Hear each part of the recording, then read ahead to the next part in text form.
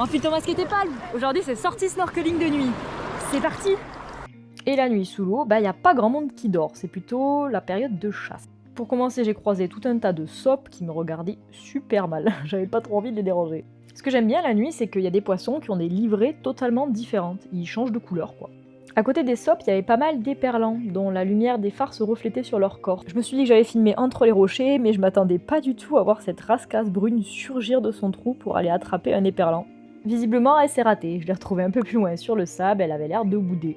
Un peu plus loin, je croise un poisson que je n'avais jamais vu. C'est une ombrine côtière. Il me semble qu'elle ne sort que la nuit et on la repère facilement avec ses jolis motifs. Un peu plus loin, j'en croise un qui semble se traîner de la nageoire. En fait, il est juste en train de chercher de la nourriture, c'est un rouget barbé de roche.